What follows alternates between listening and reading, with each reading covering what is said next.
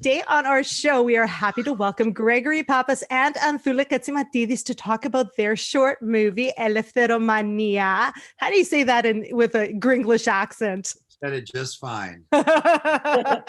Eleftheromania, I guess. Sounds right. Welcome, you guys. Thank you, Dora. You.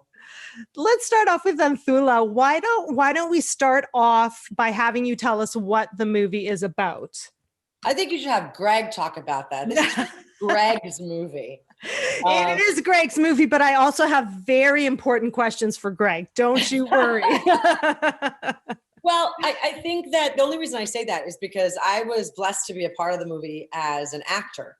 And which is, I call it a blessing because Greg and I have known each other for such a long time. And what I love about Greg is that he tries to help his friends, and not just because you're his friend, but you know, I'm an actor, he thinks I'm talented, and there was a part, and so he decided to, you know, incorporate me and have us collaborate on that part. So I, you know, thank you, Greg. He knows how much I appreciated that. Because it's such a wonderful short film, and it won so many awards. And I got to work with Olympia, whom I knew prior to that, so it made it so much easier. Also, I know Olympia through Greg, by the way. I don't know how many years ago we met, but so she was always a mentor, and then just to get to be in a film with her was wonderful. I mean, you're answering my questions that are like 5 questions from now. So can you stop? Can you stop, please? All right. But I do think that Greg would do it justice. Okay, let's go to Greg then. Greg, you tell us then, for those who have not seen the movie, what is the story behind this short film? I'll give it all away. Anyway. It's a Holocaust story. And then there are thousands, if not millions, of Holocaust stories. And this particular Holocaust story struck me the most because it was about a group of Greek men. And I first was alerted to this incident that took place. I was reading, it was a very dark time in my life. And a lot of times, and Anthula can tell you that art is created based on where an individual is. Some of the best films in the world were written by people who have just experienced certain emotions and certain things. So I was in a dark period in my life. I was still living in Chicago. I had just ended a 20-year relationship. I was, you know, it was a very dark period of my life. And when you're in a dark period of your life, you read Holocaust books. You read things like the Chronicle of Auschwitz, and I don't know why. Wow. I was in that mood, but I had a pile of Holocaust books. Now, I was also very interested in the subject. My dad grew up in a Jewish neighborhood in Chania, in Crete, you know, which the neighborhood, we still to this day call it Ovreaki. At the time, there were 2 synagogues on Kondilaki Street. My dad's family were Christians, but he grew up in a very Jewish-centric environment. A lot of his friends that he went to school with were little Greek Jewish kids. So I always had this interest in the Holocaust. Anyway, I was reading this Romanian nurse's diary that she had published years after surviving Auschwitz, and she put just one line in the book. And of course, I'm like all of you. You see the word Greek somewhere, and you're like, oh, Greek. Oh, you know, you're yeah, totally. Whether it's on film credits or on a billboard somewhere. Oh, Greek, come Greek too. So she wrote this line that referred to the heroism of the 446 Greek men, and who will remember the defiance that these men showed. And it intrigued me because I knew a lot of Auschwitz Greek stories. I'd studied it, I had read it, and I didn't know anything about this. And that started my quest to find these, what these 446 Greek men did and what she was referring to. And one thing led to another, and one scant writing in this book, and then that book, and then this. It started to build up, but there was still no real evidence anywhere. And it was a fabulous, amazing, heroic story about these Greek men who were given orders by the Nazis. And I don't know how deep you want to go into this, but the Nazis were animals. They didn't do any of the dirty work themselves.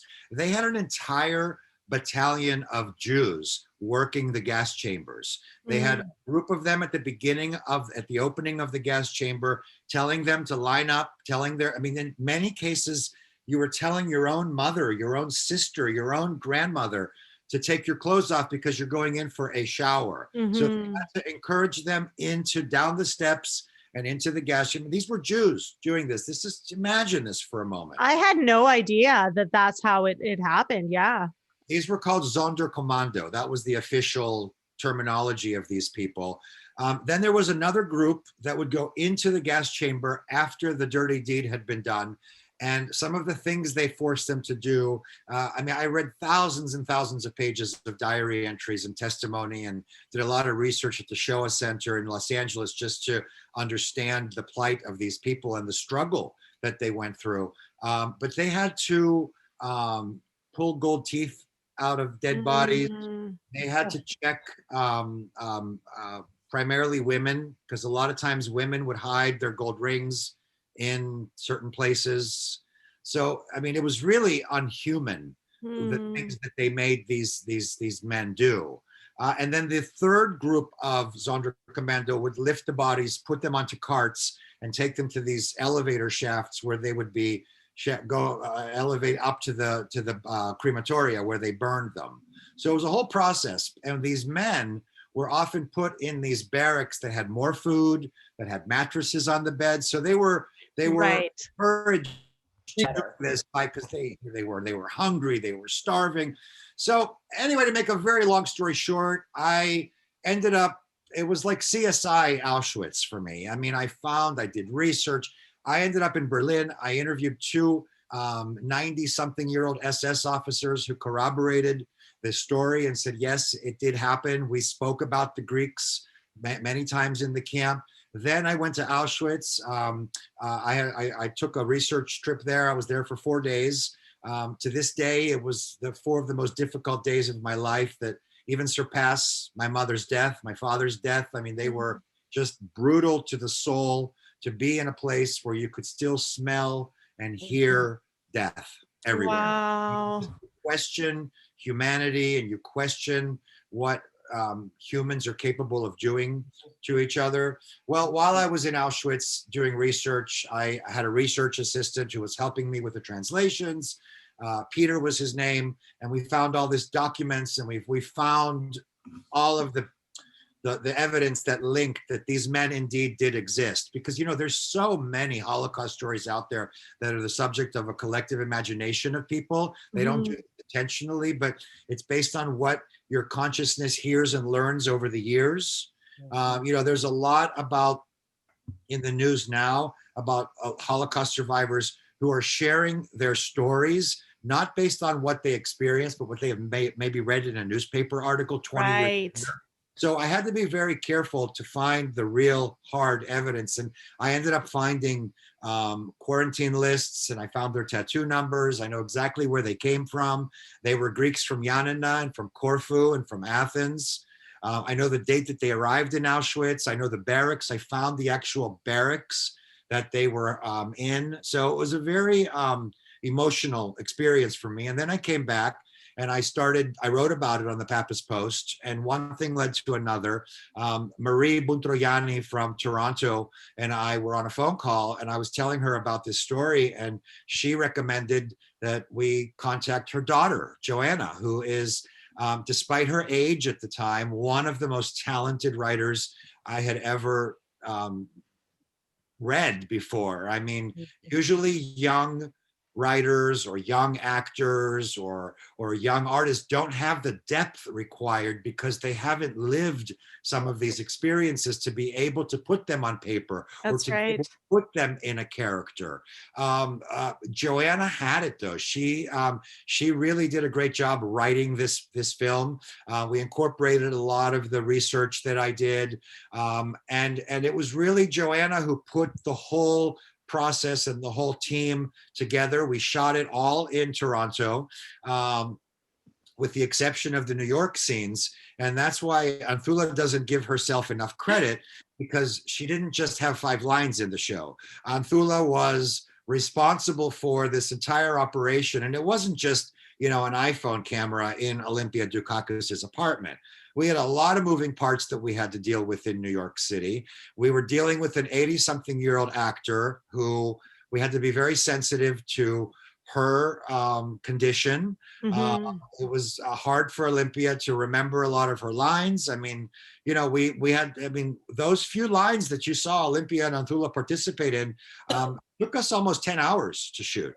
And Wow. Anthula was really the glue that held the whole thing together, because a couple of times in this whole operation, and yeah, I've known Olympia for a lot of my life, and she treats me like her son, and she drops the F-bomb when we talk, and what the are you doing, and we're like that. And because of that relationship, and Anthula recalls some of these frantic phone calls, we had a film crew flying in from Toronto, and Olympia called me to cancel. I don't want to do this. I can't do this. I don't think I can remember my lines. I haven't done this in so long. It's over. We're canceling. And I have to respect my actors' wishes and not freak out. Okay, Olympia, we'll figure it out. It'll all be fine. Let's just sleep on it. Let's think about it. Whatever. Of course, I hang up the call. Oh my God,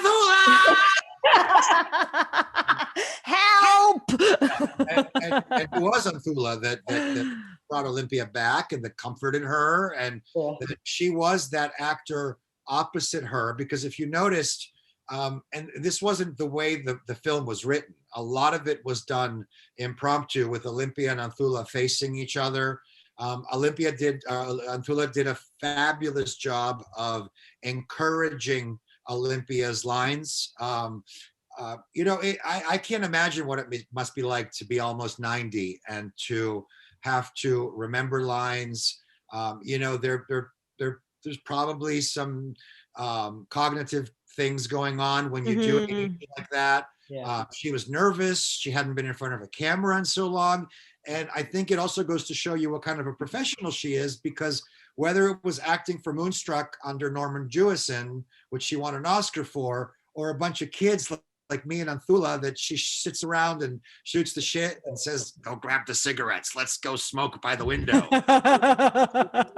It very seriously. Yeah. Wanted to be the professional that she was. So that's why I harp on this, because Anthula wasn't just an actor. She really was the glue that helped keep this entire production together. And that's why I'm glad you have her on too, and not just me talking about this historical event that took place that we turned into a very important film. So I definitely. It's interesting you mentioned that, because it's almost like Anthula, I know how much you have Olympia as your mentor. It's almost like you turned into her mentor and coached everything that she could for this show, for this short film. And you almost, the roles reversed, and you brought everything out of her, which is interesting to hear. That's a really nice way of putting it, for sure. I have contributions to the show. When they do come, it's actually pretty good. When I contribute very little to the show, but whenever I do, it's usually.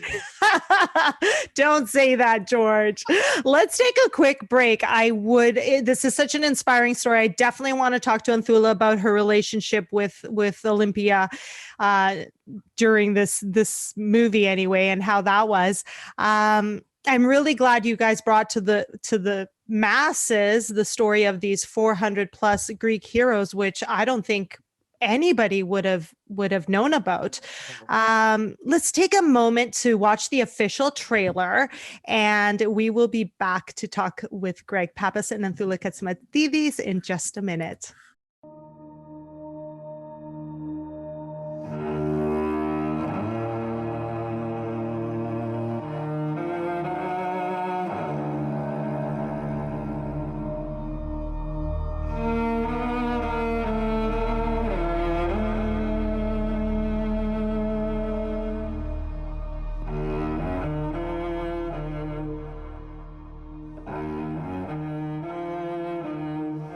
You once told me that the Birkenau camp was like a machine with several parts.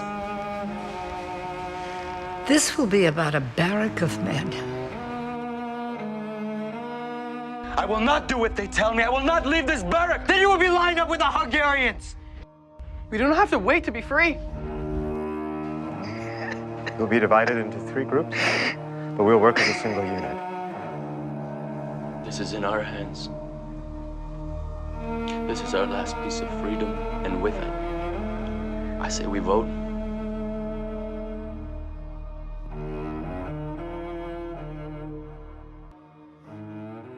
Greg, thank you for joining us, and thank you everyone for listening to these to our wonderful guests that we have here with us today, Gregory Pappas and Anthula Katsimatidis, regarding their new 20-minute short movie called Eleftheromania. Gregory, you mentioned something in the opening segment that rang a memory for myself. In regards to how the Germans would use the Jewish individuals as police to hoard and do the dirty work, as you said. It brought back a memory that I had when I was watching the movie Schindler's List. And it always angered me whenever I saw people turning on themselves or turning on their own culture or their own people. And I get it, you talked about it and said how these people were in survival mode, but it was always something that I never really understood, how somebody can do that, because you're in that space, I guess, where you want to survive and you want to put it together, but at the end of the day, they're just trying to they're doing the dirty work that the Germans are not doing. And it was always something that always angered me whenever I read history or saw the movies like Schindler's List. How did you feel when you saw that or when you discovered that? Listen, I've known about the Sonderkommando for a long time, but it's a very common tactic. I mean, the Turks did it against the Greeks. I mean, they would kidnap young Greek boys from villages and bring them back to Istanbul and make them part of their elite army. So, there's a history is filled with examples like that. What I've learned to do, though, is not to trivialize, how could they turn on their... You can't believe to imagine the suffering and the pain that a human being must be going through when they're posed with that kind of a question: survive or die. You've got a gun held to your head. You're always thinking, well, maybe if I live long enough, I'll be able to help.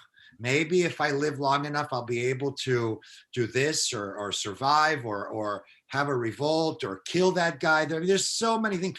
Entire volumes of books have been written about the case of Sonderkommando. It was a big moral and ethical issue in the 50s and the 60s in the Jewish community about whether these survivors of these Sonderkommando survivors should be treated as traitors or not. Many communities banished these people when they came forward and said, I was a Sonderkommando. They were called traitors. How could you do this? But then these other questions, and I think that this all comes up greatly in the film. I mean, you all recall what the last line of the film was, Olympia's, Grand Slam line. And what would you have done? Yeah, that's right. What would you have done? And that's really what we want people to think about with this film. What would you have done? Because going back to her role in the movie as a young woman, same thing. I mean, that was a bit of a curveball for me. I didn't realize what role she played as well. And yeah, exactly. We don't know what we would have done in that situation. It's very easy to say what you will do in all parts of our life, not just, these hypothetical ones. But Anthula, let's talk about your working with Olympia Dukakis. Now, was this before or after working with her on Olympia, the movie? Before. Before. Actually, I think that if I'm not mistaken, Eleftheromania was the last film she did. I mean, then she did the Netflix series. But I think the last film she did was that. So how was it working with her? Tell us all about it. I mean, Greg is right. We're very much so friends with one another, especially when the three of us get together, and we laugh a lot, and we curse a lot and but seeing her work as a professional, how she kind of just gets into her zone, even though she was having difficulty learning her lines, remembering her lines. You know, it really helps to have a great director, and we had a really good director on set, and he was very patient and very kind. You know, we had to sort of, you know, really work with her and within her limitations because of her mindset, because of her age. Really, that was the only reason. But everything else was, you know, kind of inspiring to watch, because she did, you know, she did try different things. She, you know, would think before she spoke. You would see her. She didn't have to say anything, and you Right. were already, you know, pulled in. Um, you know, her eyes say so much without even having to speak. So that was a great lesson for me. The value also of an actor to listen to the other actor. You know, I couldn't help but really kind of listen to her when she spoke to me, and really Right. sort of understand where she was coming from, because the role that she played in the film was so I'm not going to give it away, but was so dramatic Mm-hmm. and poignant for her to play, you know, that role of that character. And I think she really, you know, she really felt it, you know, and we had to go into a lot. I mean, I remember Greg and us talking to her about, you know, who this character was and giving her the full character description and the whole movie. I mean, she was floored with the movie, which is why I think she agreed to do it to begin with, right, Greg? I mean, she was really moved and touched by it, and you know, she's always been a supporter of the downtrodden and the, you know, the folks who have been, you know, who have struggled, and I mean, who suffered, you know, whether that's the Jewish community during the Holocaust or the gay and lesbian community today. You know, she's always been supportive of those, you know, causes. So for her, I think it was so personal, and watching that, you know, gave me a lot of insight into how I will approach, you know, how I approached future roles, you know. So it was a blessing. It was definitely a blessing to work with her. Also Another hysterical. another sorry, Abdullah, another big name, although not on screen, was the extremely talented Gligeria with her haunting rendition of the song Dominora des Avies. So beautiful. How did that come about, including Gligeria? Well, first of all, it's important to know that this particular song and music in general plays an important role in the film. During my research, primarily from survivors and from several books that I read, I learned that inside the camp, you know, the Greek Jews were kind of the wicked stepchildren of the camp. They were different. They weren't European Jews. A lot of them didn't speak Hebrew. They spoke Ladino. They were Sephardic Jews. They had different traditions, different customs. They were Southern European, not Northern European. So there was this split, and the Greeks were kind of ostracized in a way and left to their own to support network. And as a result, they sang together, they ate together, they were a clique. And they did incorporate music, and the Nazis also incorporated music in the camp. They actually had musicians playing at the beginning of the these units where they incinerated people, these gas chambers, to soothe people, to get them ready, to make them think that this is a positive experience. Wow. The scene of the band playing at the front of the gas chamber is from history. It's historical. There are photographs that I found in Auschwitz that show an entire band playing. We know that the Greeks would use music and lyrics. And I don't know if you recognize this or heard this in the film, but the one actor says, "Listen, do you hear that song? But why are they changing the lyrics?" That's right. It was a way that they were able to warn people of what was coming. To communicate. They wouldn't say, "Onai agapi mo, agapi mo, agapi mo." They would say, "Θα πεθάνουμε όλοι, πρόσεχε που πηγαίνετε," or pesa Dio yeti rethavgita pokipo benete. Like they were warning people through changing lyrics, but keeping the music, because it was the only way to communicate. You couldn't tap someone on the shoulder and go up and say, yo, you're about to be killed. Don't go in there. Say goodbye. Yeah. Use this moment to say goodbye and to tell your wife that you love her, because it's your final moment.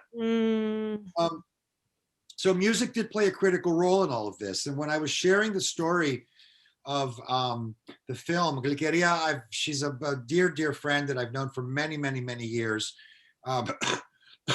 And I was telling her the story about the project, and she told me about the history of Minore Tisavgis.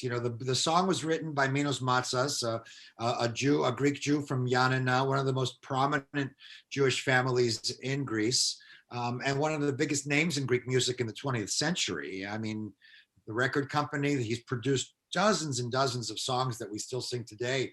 So Minos Matsas and Spiros Peristeris wrote the song in the 1930s. And the song was appropriate if you listen to the words. And it was really Glikeria's idea to sing the song with a chorus, with a very slight enchanting chorus of male voices that accompanied her in the song. These were the voices of our 446 Greek men that were accompanying her. Right. And we thought about using the song during the film, but we didn't want to take away from it. And we started the closing credits intentionally the way we did, with the bullet points, in June of 1944, and then the next one, and then bam, the song starts, and you don't want to stop at the credits. You want to keep listening. And we wanted people to listen to the whole song and to watch all of the credits and all of the amazingly talented people. Anthula mentioned our director. I mean, this project couldn't have happened had it not been for David. And David's a fellow Canadian. David is an extremely talented, award-winning director.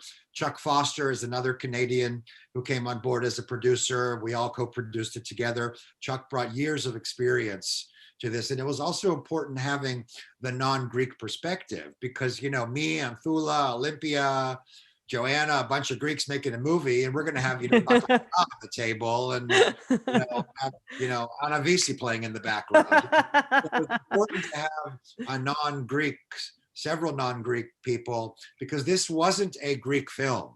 This was a film about humanity and about enduring questions of humanity. And you can apply the same principles of what question these men were posed with then to today. Right. I mean, there's so much happening in our society where choices are made, families are being destroyed by conspiracy theories and politics and voting and you name it. So thankfully, no one's being exterminated in gas chambers, although as far as we know of. That's how Lydia got involved. And I'm thankful for her friendship and for her support over the years. So this project really was, a gathering of love. I remember a funny story I'll tell you. We had just finished filming. We're walking out of Olympia's apartment, and, it's very emotional experience. And, we've just gone through 8, 9, 10 hours of this with Olympia, and you cry and you laugh and there's just this moment of, and you want to keep talking about it, and you want to keep it alive as long as possible. And we're going down the elevator, and one of the guys in the group was like, so do you guys want to go grab some dinner or some lunch or whatever? Dinner at that time. And Anthula just turned around to us in her New York voice and says, "Oh, I'm done. Next. I have to go do a voiceover right now. I have an audition after that." She goes, "This is over for me, guys." And she just walked out. Oh my gosh, she dropped the mic. Can I at least get a hug? Can I at least get she's like, "I'll text you tomorrow." You got a hug. Oh, such a New Yorker, Anthula. Gotta go. Next project. It shows you, Anthula, she literally did have a voiceover that she was running late for, and then an audition later that evening. And And that's why I get back to what I say, that this was a project surrounded by people who loved it. And I'm thankful for their friendship, because I understand that they all came on board because of me. But it was the story that really connected them eventually. I mean, Anthula will probably do a nude scene if I asked her to. On camera Okay. right now? Maybe not right now. Not right now? Maybe let's just skip it for the Dora Keep it Papoutsakis show. And Olympia too. Olympia never turned me down for anything. Oh man, I thought you were going to say an Olympia 2 would do a nude scene. At the end of the day, it was the story that connected everybody, and the same with Liqueria and everybody else too. So I'm very grateful for that. And Well, what's fantastic? Sorry, I thought what's No, I was fantastic. just going to say you hit the nail on the head, Greg. It's because it was a story of humanity. Yeah. You know, of our own humanity, seeing ourselves. Go ahead, George. I'm sorry. No, I'm sorry for cutting you off, because you're on a great track there. But what's great about this, as Greeks, we so often talk about the glory of ancient Greece, and sometimes we overlook that. There's so much that we've done as a society since, and bringing these stories to light, it does so much more than, hey, it's like to bring a sports analogy, when a sports team always talks about all the championships they've won, but they haven't won one for 25 years, similar to what the Greeks do, right? We always talk about, oh, we invented XYZ, but here's something just 60 years ago of heroes, 400 heroes that did so much, right? Yeah. So it's we have to constantly remind ourselves as a society we've done more, and we have to always remind ourselves of what we've done. So I think that alone is a phenomenal story and line that we've done here. So thank you so much for that. Definitely. We always wave the Eleftheria y Thanatos flag. What does that really mean? Here's a real life story. Yes, absolutely. 100%. They chose death over doing what they were told to do. You're Absolutely. not giving away the story, are you, Dora? No. Not really. Congratulations, you guys, on all the recognition this film has received. It won Best Drama at the Toronto Shorts International Film Festival and was an official selection at the Rain Dance Festival in London. Congratulations to all the recognition you've received, and thank you for being part of such a worthy cause.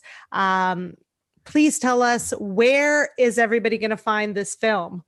So the film is streaming free. We released it on Wednesday, the 27th of January, which is International Holocaust Remembrance Day. After a very successful 2-year run at the film festivals, dozens and dozens of screenings, recognitions, official selections all over the world. And that was the beauty of this, is that we won awards and recognition, not just in Canada, but in England, in various European festivals in the United States. I really was received well. So the film is streaming online. The easiest place to find it, because it's on our director's Vimeo channel.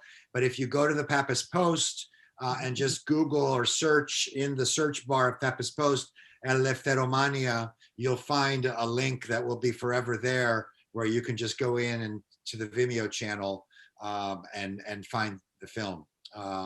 Thousands of people have streamed it already since releasing it. The feedback has been remarkable, and I'm just grateful that the story is finally able to be shared with the world. Yeah, 100%. Thank you, you guys. Thank you, Anthula Katsimatidis, for being a part of this project and for being with us here today. Thank you to Greg Pappas for being on with us. As always, George knows fully well that much of the content for this show comes from the Pappas Post. I always scour it to see what you've posted and if there's anything fun we can talk about. So thank you always, you guys, for being big friends of the show. And hopefully we will have you on again soon. Anytime. Thank you, Dora. Thank you, George. Thank you, guys. Always good to see you. Such a good interview. Always nice to see you guys. Thank you.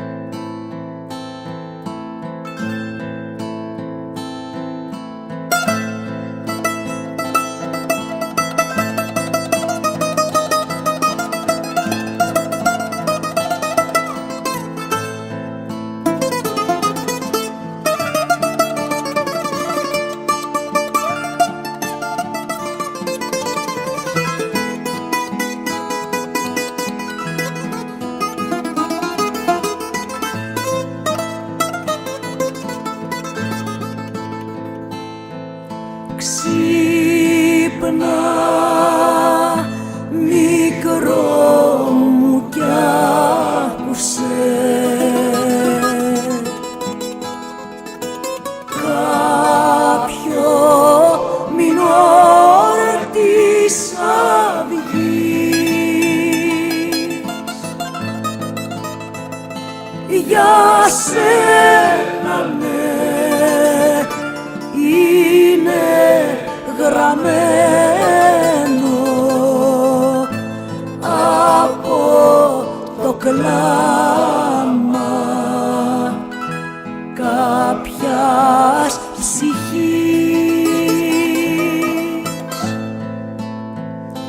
για σένα ναι είναι γραμμένο από το κλάμα κάποιας ψυχής.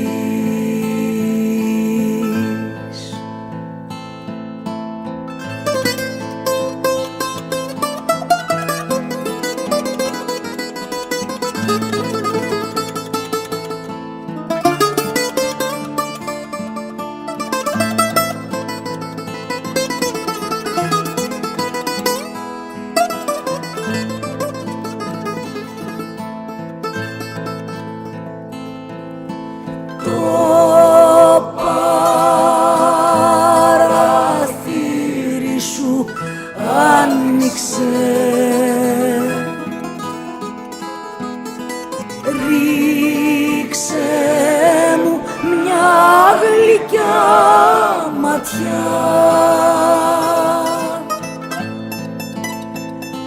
κι ας σβήσω πια τότε μικρό μου μπροστά στο σπίτι σου σε μια γωνιά κι ας σβήσω πια τότε μικρό μου μπροστά στο σπίτι σου σε μια γωνιά.